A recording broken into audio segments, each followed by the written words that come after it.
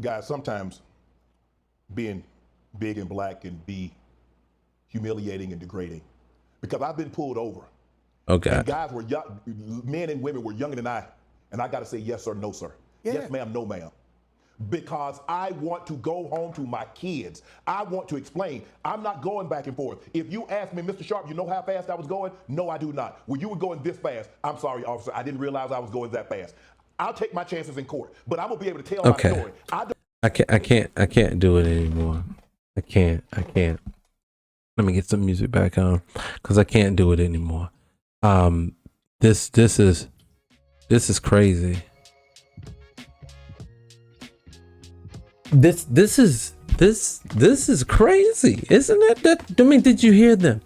Big black men, Stephen A. Smith, Shannon Sharpe, talking tough, hitting niggas in the head on the field, getting in everybody's face. And Stephen A. is the most aggressive sports analyst on the internet, on the TV. I say on the internet, in the world. Shannon Sharpe is one of the biggest, blackest men out there, physically opposing, let alone voice and vernacular and tones and things like that.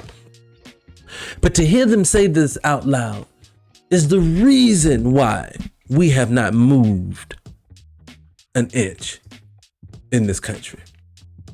See, the problem is this. Do we understand that's what has happened? Do we understand that's what you're going to have to potentially go through when you're sitting there? Yes. But what we're also saying too is that at no circumstances, under any guise, under anything, is it ever your fault. So you standing up trying to be the moral compass for it is never going to stand. Go tell them other folks that had something happen to their group. You know what group I'm talking about. Ask them if they own any parts of what they doing.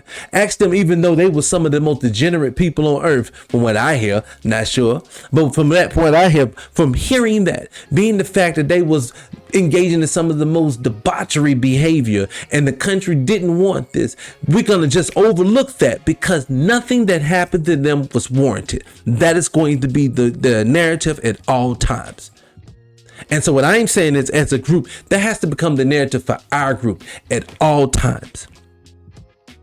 If someone denigrates you and you did nothing wrong, then you stand on it. It does not matter what your behavior was. That is inconsequential at this point.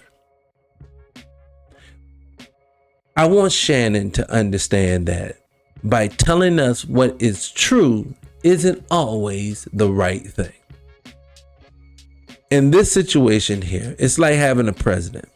A person running for presidency, that's going to get up and tell you, like I heard it the other day, I heard not Michelle Obama, good Lord, Kamala Harris, I don't want to miss the lady's name up.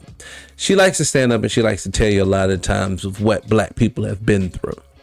But due to the benign neglect policy they have, I noticed that she never tells you what she's going to do to fix it. She just always tells you what the problem is. And what I'm saying to that is this. I think we all, and like what the brother was saying on that, I think we all know there's no history lessons being taught here today. I think we all know what brothers go through in this country. So it's nothing to learn here. But what we can learn here, I take the bait, something we can learn from here is this. Nothing that happens to us that we didn't ask for is going to be blamed on us moving forward. I have seen other groups and cultures that we all know can do this. See, this country, you tell me all the time, this country is an equal opportunity place. This is the land of everything being equal. You're not going to say this out loud. And then in private, I have to act this way. No, if I have to say this out loud, I expect this to be this out loud. I don't understand why that concept does not work. I understand you want to go home to your children, Shannon. I want to go home to my children when I get stopped. But ask Sandra Bland if she wanted to go home. Ask, even better, because y'all gonna say she mouthy. Ask Philando Castile if he wanted to go home to see his family. He did all the things that you said. So you see how that doesn't work? What it is, you're gambling. Oh, I'm just taking care of myself this time. I just want to make sure I take care of myself. But what about all of us? What about the collective? See, we like to take the Martin Luther Kings and the Malcolm X's and put them on pedestals and set them up very high. We love to do this. But then when we ask ourselves to have the same behavior that they have, we can't do it. Then we give each other outs and passes.